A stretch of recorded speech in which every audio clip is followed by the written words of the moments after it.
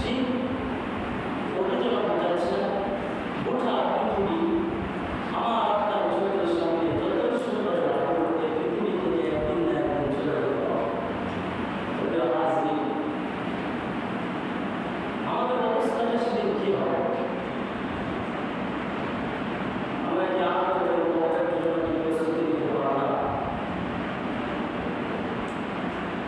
আজকে একজন মহিলার ঘটনা দিয়ে আমি আমার আলোচনা শুরু করব। আমরা সকলেই জানি হযরত রাবিয়া বসরি রাহিমাহুল্লাহ একজন মহিলা ছিলেন। একজন মহিলা থাকা সত্ত্বেও আল্লাহ পাকের সাথে কি তার অসাধারণ প্রেম মহব্বত আর ভালোবাসা ছিল। ওই মহিলা স্বামীর সেবা করত, স্বামীর হক আদায় করত, সব কিছু করার পরে তার হককেও সে সন্তুষ্ট করতে পেরেছে। এই জন্য কবরে গিয়েও তার হক।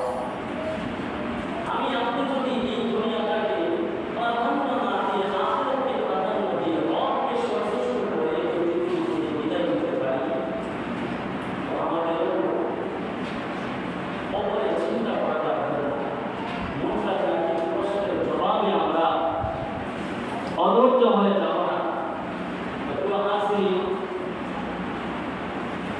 রাবিয়া বসরি রাহিমাহুল্লাহ তিনি কেমন মহিলা ছিলেন? সারাদিন সংসারের কাজ কর্ম সেরে রাত্রে বেলায় স্বামীর হক পরিপূর্ণভাবে আদায় করে স্বামীর থেকে ছুটি নিয়ে তিনি আল্লাহ পাকের ইবাদতের মধ্যে মশগুল হয়ে যেতেন। সারাদিন একজন মহিলা রান্না বান্নার কাজ করে, ঘর গোছায়, সব কিছু করার পরেও শেষ রজনী যখন শুরু হয়ে যায়, এই মহিলাটা আল্লাহ তাআলার জন্য দিয়েছে। তবে হাজরিন, হযরত রাবিয়া বসরি রাহিমাহুল্লাহ তিনি যখন মৃত্যুবরণ করেন, তখন কবরে রাখার পরে দুনিয়ার মানুষ 40 কদম না আসতেই ফেরেশতা দুইজন অবতরণ করেন কবরের মধ্যে। আমরা গত সপ্তাহে বলেছিলাম একজন ফেরেশতার নাম মুনকার, আরেকজনের নাম নাকির। এই দুইজন ফেরেশতা কবরের মধ্যে অবতীর্ণ হয়ে মৃত ব্যক্তিকে 3টা প্রশ্ন করে। আমরা সবাই জানি 3টা প্রশ্ন কি? তোমার রব্বুকা, তোমার রবের পরিচয় কি? মান নাবিয়্যুকা, তোমার নবী কি? মান হাযার রাজুলুল্লাযী বু'ইসা। এই যে 3টা প্রশ্ন আমাকেও করবে, আপনাদেরকেও করবে। এই প্রশ্নের সঠিক অ্যানসার আমি তখনই দিতে পারবো যখন এই পৃথিবীর 60-80 বছরের জিন্দেগি আমি কেবলমাত্র শুধুমাত্র আল্লাহ তাআলার জন্য দিতে পারবো। আল্লাহকে সন্তুষ্ট করার লক্ষ্যে যখন আমি আমার পথ চলবো, তখনই এই 3টা প্রশ্ন সঠিক উত্তর অ্যানসার আমরা দিতে পারবো। মুসলমান ভাইরা আমার, হযরত রাবিয়া বসরি রাহিমাহুল্লাহ একজন মহিলা ছিলেন। তিনি কেমন মহিলা? সারাদিন ঘরের কাজ কর্ম করার পরে শরীর ক্লান্ত হয়ে যায়, সন্তানকে লালন পালন করার ক্ষেত্রে অনেক কষ্ট হয়। কিন্তু মুসলমান বন্ধু, হযরত রাবিয়া বসরি রাহিমাহুল্লাহ তিনি জীবনটাকে কত সুন্দর করে সাজিয়ে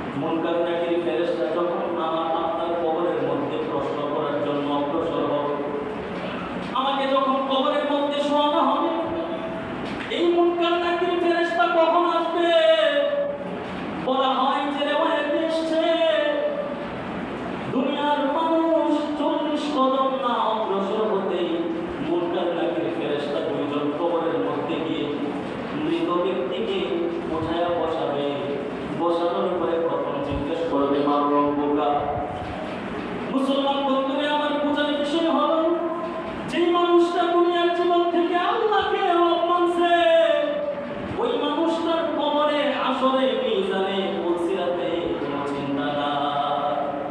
হযরত রাবিয়া বসরি রাহিমাহুল্লাহ তিনি একজন মহিলা ছিলেন, তিনিও ঘর সংসার করেছেন, স্বামীর সেবা যত্ন করেছেন, সব কিছু করেছেন, কিন্তু আল্লাহ তাআলার সাথে কেমন অসাধ প্রেম ভালোবাসা। এই কারণে মুসলমান হযরত রাবিয়া বসরি রাহিমাহুল্লাহ মৃত্যুবরণ করার পরে যখন দুইজন ফেরেশতা তার কবরের মধ্যে এসে স্বাভাবিকভাবে প্রশ্ন করতেছেন, মা রব্বুকা, তোমার রবকে, একটা আজীব প্রশ্নের উত্তর হযরত রাবিয়া বসরি রাহিমাহুল্লাহ তিনি দিয়েছেন। কি অসাধারণ এক সাহসী একজন মহিয়সী নারী তিনি ছিলেন। কবরের মধ্যে যখন যাব আমরা দুনিয়ার সমস্ত কিছু ফেলে অন্ধকার কবরে যখন আমরা শুইব তখন তো আমাদের অন্তরগুলো ছটফট করতে থাকবে, কারণ দুনিয়াতে তো কত নাফরমানি আমরা করেছি। কিন্তু হযরত রাবিয়া বসরি রাহিমাহুল্লাহ তার কবরে যখন দুইজন ফেরেশতা এসে যখন তাকে জিজ্ঞেস করেছিল, মা রব্বুকা, কি পুঁজি নিয়ে কবরে তুমি ঢুকেছ, তোমার রবের পরিচয় তুমি দাও। হযরত রাবিয়া কি চমৎকার উত্তর দিয়েছে। এই মুসলমান এই উত্তরটা গোটা পৃথিবীবাসীর জন্য একটা পরীক্ষা নিদর্শন স্বরূপ হয়ে রয়েছে। মুসলমান বন্ধু, দুইজন ফেরেশতা এসে যখন মহিলাকে জিজ্ঞেস করতেছে, মা রব্বুকা, তখন রাবিয়া বসরি রাহিমাহুল্লাহ তিনি উত্তর দেন, তুমি কাকে প্রশ্ন করতেছ? ফেরেশতা প্রশ্ন করে, মা রব্বুকা। রাবিয়া বসরি উত্তর দেন, তোমাদের বাড়ি কই? আমার পরিচয়টা জানার আগে আমি তোমাদের পরিচয়টা জানতে চাই। কি সাহসী, আল্লাহ পাকের সাথে কি অসাধারণ প্রেম আর ভালোবাসা, কেমন পাওয়ার একজন মহিলা মানুষের কবরের মধ্যে কেউ তার পাওয়া। আল্লাহু আকবার। মুসলমান বন্ধুরা আমার, হযরত রাবিয়া বসরি রাহিমাহুল্লাহ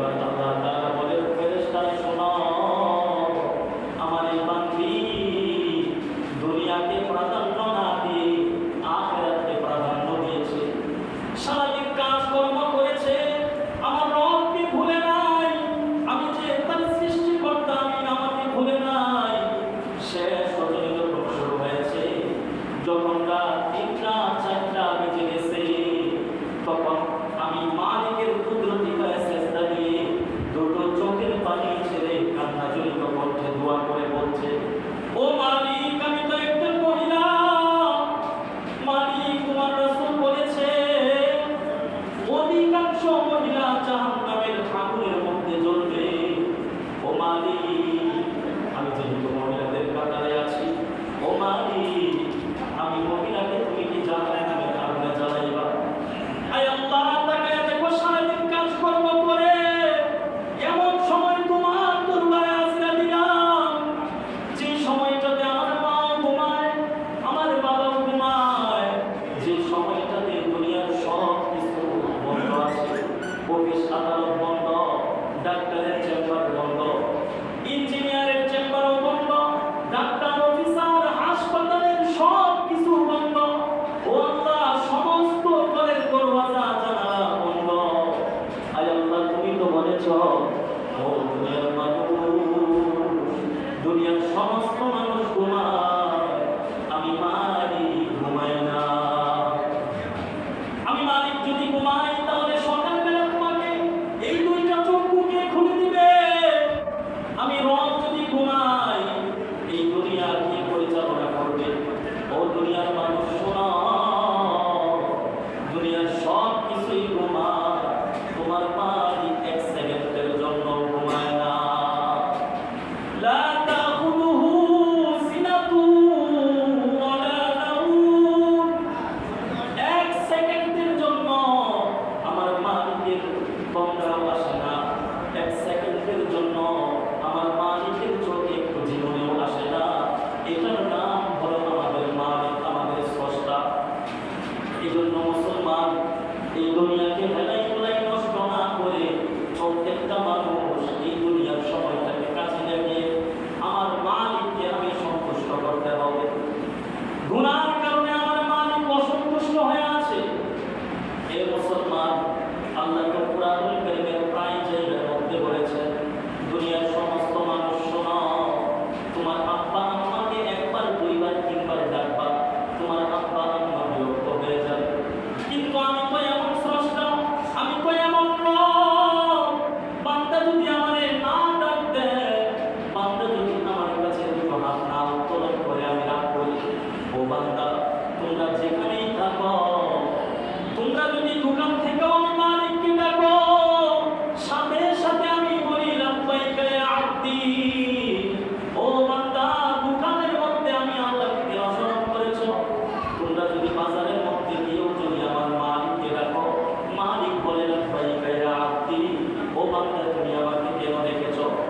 ও মুসলমান, একজন হিন্দু একজন ব্যক্তি 60-80 বছরের জিন্দেগি সনাম সনাম, এই জবানটা দিয়ে সনাম সনাম করে তার দেবতাকে ডাকে।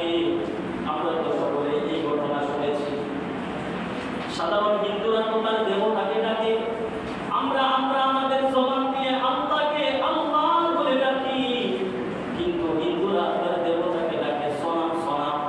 সনাম অর্থ মূর্তি, সনাম অর্থ মূর্তি।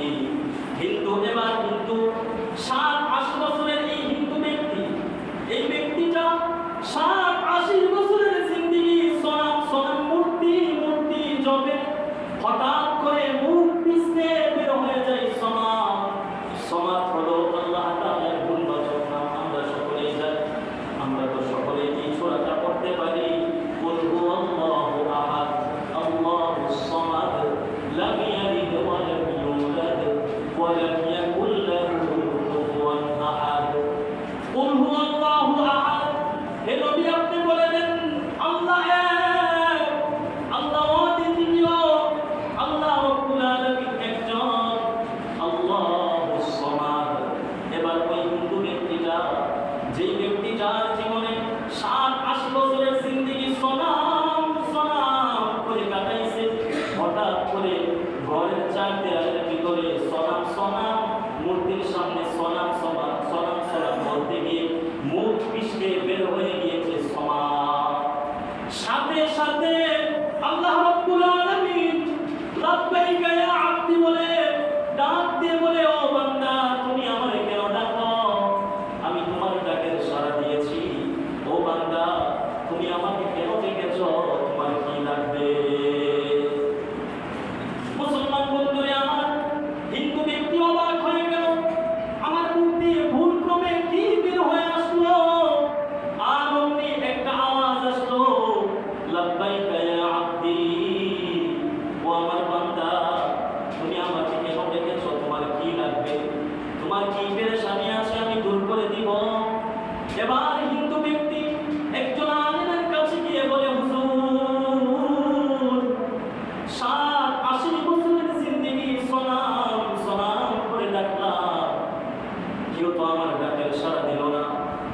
সনাম সনাম করে 80-70 বছরের জিন্দেগি কাটায় দিলাম, দাড়ি মুছগুলো পেকে সাদা হয়ে গিয়েছে, কোনো ডাকের সাড়া পাইলাম না। কিন্তু আজকে হঠাৎ করে মূর্তির সামনে গিয়ে সনাম সনাম বলতে গিয়ে সমাজ শব্দ বের হয়েছে। হঠাৎ করে দেখি গাইবি আওয়াজ আসতেছে। গাইবি আওয়াজ থেকে বলতেছে, লাব্বাইকা ইয়া আব্দি, আমার বান্দা তুমি কেন আমাকে ডেকেছ? আমি তোমার ডাকের সাড়া দিলাম। এবার আলেম বলতেছে, আল্লাহুস সামাদ। আমরা সূরা ইখলাসের মধ্যে পড়ি, আল্লাহুস সামাদ। তুমি সনাম ডেকেছ, সনাম মানে মূর্তি, আর ভুল ক্রমে তোমার মুখ ফিসকে বের হয়ে গিয়েছে সমাদ। সমাদ হলো আল্লাহ তাআলার নাম। ও হিন্দু ভাই শোনো, যে কোনো মানুষ বিপদে পড়ে সমাদ আল্লাহ তাআলাকে যে নামেই ডাকুক, আল্লাহ তাআলা তার ডাকের সাড়া দেয়। কুলিদুল্লাহ আবিদুর রহমান। আল্লাহ যেন বলতেছে, বান্দা তোমার যে নাম চয়েস হয় সেই নাম দিয়ে আমাকে ডাকো। কেউ বলে আল্লাহ, কেউ বলে ও এ খালিক, আমার জীবনের সমস্ত গুনাহগুলো মাফ করে দাও। আল্লাহ বলতেছে, বান্দা তোমরা যেখান থেকেই ডাকবা আমি তোমাদের ডাকের সাড়া দেব। একজন মানুষ যদি ব্যবসার সামনে ব্যবসা করতে গিয়েও যদি তার মালিককে ডাকে, আল্লাহ রাব্বুল আলামিন ওই সময় তার ডাকের সাড়া দিবে। আরেকজন মানুষ যদি রাস্তাঘাটেও ডাক দেয়, আল্লাহ তাআলা বলে, ও বান্দা তোমরা যেখান থেকেই ডাকবা আমি তোমাদের ডাকের সাড়া দেব। আরেকজন মানুষ যদি নৌকা ভ্রমণ পথে নদীর মাঝখানেও যদি মালিককে ডাক দেয়, আল্লাহ রাব্বুল আলামিন ডাকের সাড়া দিয়ে থাকে। আল্লাহ রাব্বুল আলামিন একটা আয়াতে কারিমার মধ্যে বলেন, উদউনি আস্তাজিব লাকুম। ও বান্দা আমি আল্লাহ তাআলাকে তোমরা ডাকো, আস্তাজিব লাকুম, তোমাদের ডাকের সাড়া দেব। তো এইজন্য আল্লাহ তাআলাকে আমরা যেই জায়গা থেকেই ডাকি না কেন, আমাদের ডাকার জন্য মসজিদে আসা জরুরি না, ডাকার জন্য মাদ্রাসায় যাওয়া জরুরি না, ডাকার জন্য খানকায় যাওয়াই জরুরি না। আমরা চোখের মধ্যেও যদি থাকি, ওই সময়ে যদি আল্লাহকে বান্দা বলে ডাক দেই, আল্লাহ তাআলা বলে, লাব্বাইকা ইয়া আব্দি, ও আমার বান্দা তোমার কি লাগবে আমি তোমাকে দিয়ে দেব। ঋণ জর্জরিত আছে, তোমার ঋণ পরিশোধ করে দেব। কারো সন্তান হয় না, আমল আছে, আল্লাহ রাব্বুল আলামিনের পয়গম্বর হযরত মুহাম্মদুর রাসূলুল্লাহ সাল্লাল্লাহু আলাইহি ওয়াসাল্লামের প্রতি মানুষ যদি বেশি বেশি দরুদ শরীফ পাঠ করে, এর ফজিলত আলহামদুলিল্লাহ আরো বেশি। কি বলে? কিন্তু আমাদের সব সময় জবানটা বন্ধ থাকে। সকলে একবার দরুদ শরীফ পড়েন, সাল্লাল্লাহু আলাইহি ওয়াসাল্লাম, সাল্লাল্লাহু আলাইহি ওয়াসাল্লাম। এই যে সাল্লাল্লাহু আলাইহি সাল্লাম পড়তে যতটুকু দেরি না লেগেছে, এর আগেই কিন্তু আমার আমল নামার মধ্যে আমার ওই আমল নামায় কিন্তু নেকি জমা হয়ে গেছে। আল্লাহ রাসূল সাল্লাল্লাহু আলাইহি সাল্লাম হাদিস শরীফের মধ্যে বলেন, আমার কোনো উম্মত যদি আমার প্রতি একবার দরুদ শরীফ পাঠ করে, তার প্রতি 10 বার রহমত নাযিল করা হয়, 10 বার রহমত নাযিল করা হয়, এবং 10টা গুনাহ আল্লাহ তাআলা মাফ করে দেন, এবং 10 বার তার মর্যাদা আল্লাহ তাআলা বৃদ্ধি করে দেন। তো এজন্য আমরা যদি রাসূল আরবি সাল্লাল্লাহু আলাইহি সাল্লামের শানে মহব্বত নিয়ে যদি আমরা বেশি বেশি দরুদ শরীফ পাঠ করতে পারি, ফজিলতের দরুদ শরীফের ফজিলত এবং বরকত অনেক বেশি। একজন মানুষ তার সন্তান হয় না, তাহলে সে যেন পড়ে সাল্লাল্লাহু আলাইহি ওয়াসাল্লাম, আল্লাহ পাক ব্যবস্থা করে দেন। একজন মানুষ সে পেরেশানিতে আছে, সেও পড়ুক সাল্লাল্লাহু আলাইহি ওয়াসাল্লাম। একজন মানুষ সে অনেক টেনশন যুক্ত আছে, সেও যেন পড়ে সাল্লাল্লাহু আলাইহি ওয়াসাল্লাম। সব কিছুর সমাধান আল্লাহ পাক এই দরুদ শরীফের মধ্যে রেখেছেন, পড়ুন সুবহানাল্লাহ।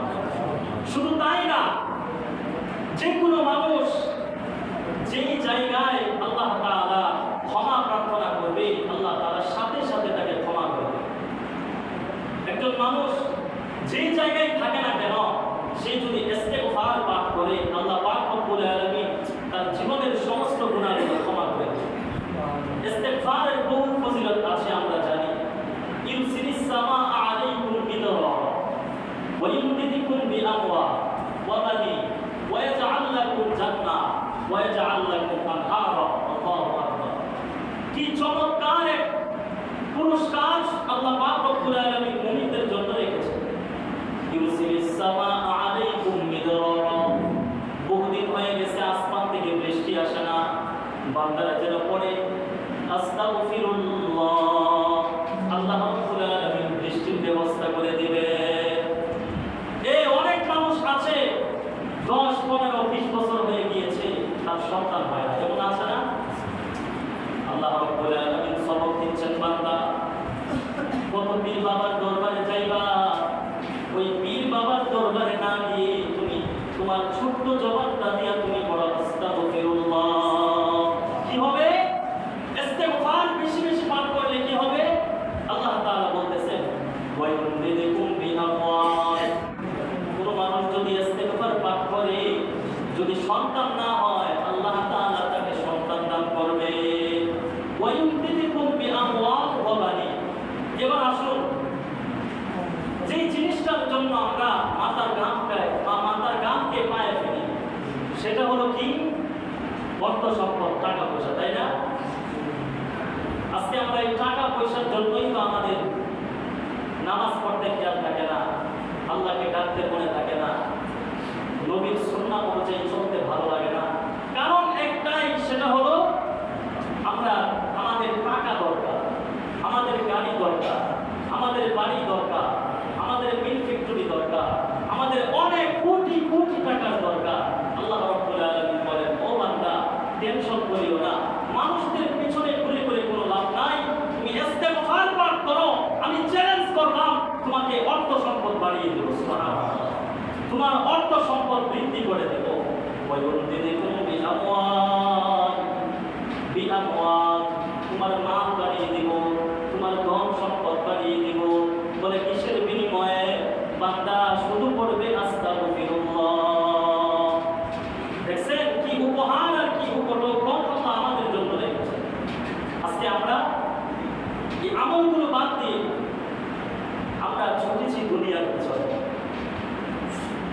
আল্লামা শামসুল হক ফরিদপুরি রাহিমাহুল্লাহ তিনি বলেন, একজন মানুষ দুনিয়ায় সব কিছু পেয়েছে কিন্তু তার রবকে সে পায় না, তাহলে সে কিছুই পায় না। আর একজন মানুষ দুনিয়াতে তার ঘর নাই, বাড়ি নাই, গাড়ি নাই, টাকা নাই, পয়সা নাই, জামা নাই, চলার মতো পোশাক নাই, জুতা নাই, কোনো কিছুই নাই, কিন্তু সে একটা জিনিস পেয়েছে, সে তার রবকে পেয়েছে, তাহলে আমি বলবো সে সব কিছুই পেয়েছে। সুবহানাল্লাহ। এজন্য আল্লাহ তাআলাকে যদি একজন মানুষ পেয়ে যায়, দুনিয়াতে তার কিছুই লাগে না, দুনিয়াতে তার কিছুই লাগে না।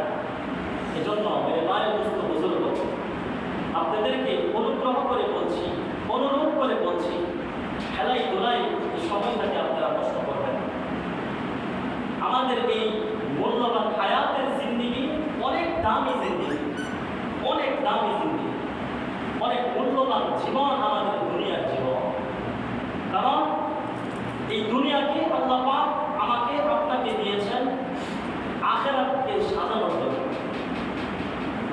এর পরক্ষণেই আল্লাহ রাব্বুল আলামিন বলে দিয়েছেন, বান্দা দুনিয়াকে আমি অনেক কিছু দিয়ে ঢেকে রেখেছি, দুনিয়ার সামনে, দুনিয়াতে তোমার চলাফেরার সময় তোমার সামনে রূপ থাকবে, অনেক কিছু দিয়ে আমি দুনিয়াকে ঢেকে রেখেছি, তোমাকে যেন এগুলো বিভ্রান্ত করতে না পারে, এগুলো দেখে তুমি যেন দুনিয়ার জন্য পাগল না হও। পাগল হলে তো আমি আপনি ক্ষতিগ্রস্ত, কিন্তু আমি আপনি প্রত্যেকটা মানুষ আজকে দুনিয়ার জন্য পাগল। আরে ভাই, দুনিয়ার জন্য লড়লে চললে কোনো কিছুই লাভ নাই। যাদের এক সময় ক্ষমতা ছিল, আজকে তারা ইঁদুরের গাঁথার মধ্যে আছে। কথা বলেন, এমপি, মন্ত্রী, মিনিস্টার, তাদের ক্ষমতা কি কম ছিল? আজকে তারা ইঁদুরের গাঁথার মধ্যে তারা আছে। তারা যেন ঈদ উদযাপন, আগে তো ঈদ উদযাপন করেছে লক্ষ কোটি টাকা খরচ করে, বেহায়া এখন ক্ষমতা শেষ, এখন ওরা যেন বলতেছে, ও আল্লাহ, আমাদের এই মন্ত্রী মিনিস্টার না দিয়ে যদি আমরা মাত্র বাংলা একটা ঘরের মালিকও থাকতাম, তাহলে পৃথিবীর মধ্যে আমরা সেরা মানুষ থাকতাম। এজন্য মেরে ভাই দোস্ত বুজুর্গ, ধন সম্পদ যাহা কিছুই বলেন আপনি, কিছুই আমার আপনার সাথে যাবে না। ইয়াউমা লা ইয়ানফাউ মাল ওয়ালা বানুন, ইয়াউমা লা ইয়ানফাউ মাল, এমন একদিন আসবে, কিয়ামতের দিন, তার সম্পদ কোনো উপকারে আসবে না, ওয়ালা বানুন, সন্তানও কোনো উপকারে আসবে না। তবে সন্তানটা যদি নেককার বানিয়ে যেতে পারে, একজন হক্কানি আলেম বানিয়ে যেতে পারে, সেটা ভিন্ন বিষয়। আল্লাহ তাআলা বাঁচিয়ে দিয়েছেন। এরপরে আল্লাহ রাব্বুল আলামিন বলেন, ইল্লা মান আতাল্লাহা বিকলবিন সালিম, যে মানুষটা তার অন্তরটাকে কলবে সালিম, একেবারে কি বলে হালিম, প্রশস্ত, আল্লাহ তাআলার জন্য তার কলবটা, আল্লাহ তাআলার জন্য তার হৃদয়ের মধ্যে একমাত্র আল্লাহ তাআলার জায়গা হবে, ওই মানুষটাই সফলতা। এজন্য প্রিয় হাজিরিন, এই হায়াতের জিন্দেগি আমাদের কিন্তু শেষ হয়ে যাচ্ছে। আমরা বলি আমাদের হায়াত বাড়ে, বয়স বাড়ে, আমরা বলি না? আমরা হিসাব করি, কারো 20 বছর, কারো 50 বছর। কিন্তু মেরে ভাই দোস্ত বুজুর্গ, যদি নির্ধারিত সময় আপনার আমার হায়াত যদি হয়ে থাকে 90 বছর, যদি আমার এখন বয়স হয়ে গিয়েছে 20 বছর, কারো 25 বছর, তাহলে বলুন তো দেখি আমাদের বয়স কি বাড়তেছে না কমতেছে? আমরা কবরের জন্য আমরা অগ্রসর হচ্ছি। এজন্য বুজুর্গ, আল্লাহ রাব্বুল আলামিন এই দুনিয়াটাকে খেলা তামাশার রং হিসাবে উল্লেখ করেছেন। ওমা হাযিহিল হায়াতুদ দুনিয়া ইল্লা লাইবুন ওয়া লাহব। আমরা